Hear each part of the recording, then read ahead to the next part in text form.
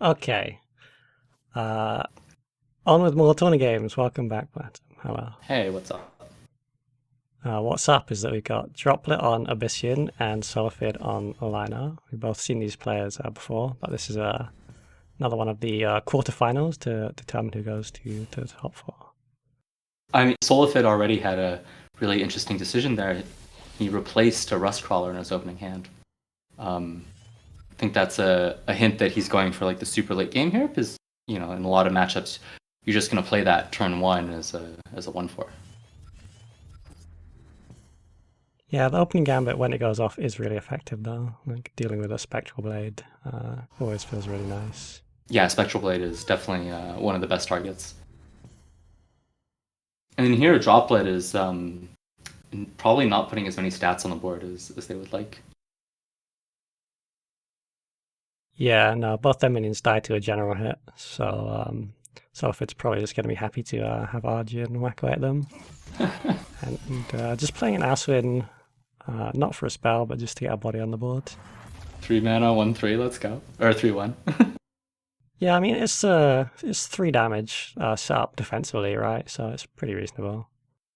It's definitely the right thing to do. Also, if you don't play these cards, then your hand starts getting full, and then you start seeing fewer cards, and you're not as able to find the answers that you need to find. So it can get into a lot of trouble.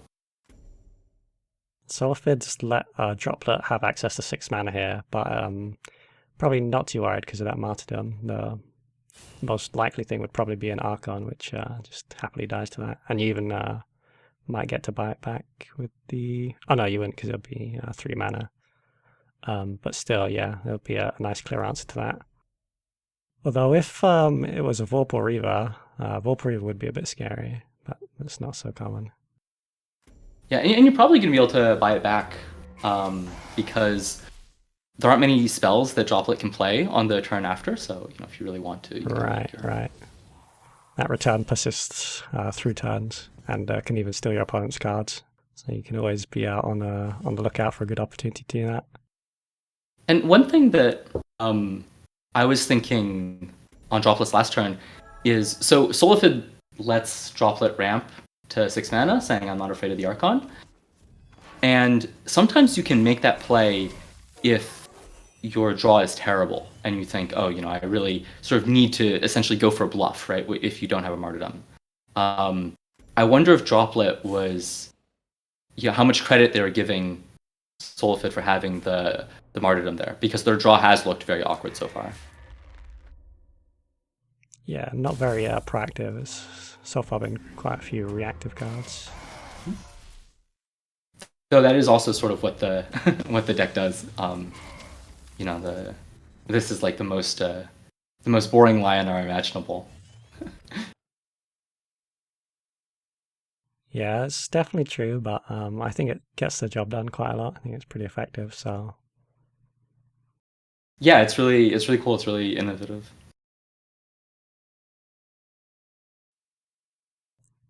and I was thinking, like, I think the fact that Solafid's brought like 2 Lionar decks to the tournament, like given the format, I think it's a pretty smart decision because your opponent might be like, oh man, he played all this massive amounts of healing, right? And then the next turn, you just like, they've brought like some super slow control deck, and you just suddenly are playing Magnetizers and Holy Emos and just killing them off unexpectedly. Yeah, I talked to Solafid, and he said he chose Songhai Lionar also for that reason. That's very hard to play against in this format. Some of the games where he went for a more tempo-oriented build of Lionar, he told me it's because he didn't feel like he could really outvalue. Like, for example, there's another game in the tournament where he's playing against Obelisk Vitruvian, against Improbable Blob, and he said that he didn't think he could really sort of deal with all the Obelisk stuff if he just tried to play reactively, and so he switched to a more proactive strategy. Here we're seeing what the deck does, right? This is sort of, I would describe this as like the core engine of Solafid's deck, where your plan is really just going to be martyrdom everything in your opponent's deck, and they're just not going to have enough stuff in their 39 cards to win the game. So So, Archon to Martyrdom Alcuin is like the most picturesque execution of that idea. Yeah, it is a pretty funny win condition to just have more sort of healing and removal combined in your deck than your opponent's actually able to put out damage-wise. Yeah, it's kind of clunky, but if you let it get going and let it do its thing, it's surprisingly good at being able to do that. I mean, Solafid is playing triple Zir in this deck. That's a lot to deal with.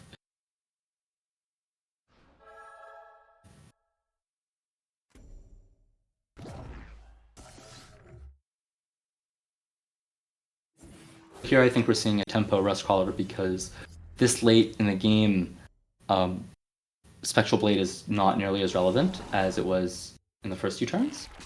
There's a lot of big stuff that's going to be on the board, and Spectral Blade isn't really going to make that much of a difference. Yeah, once this deck gets up to 9 mana, that's sort of where it's most comfortable at.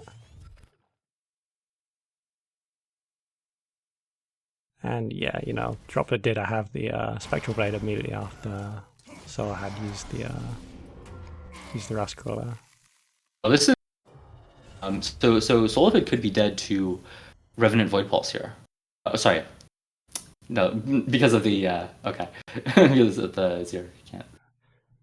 They sort of felt like they were on 24 life, but oh wow, that Ephemeral Shroud was sort of a 2 mana deal 12.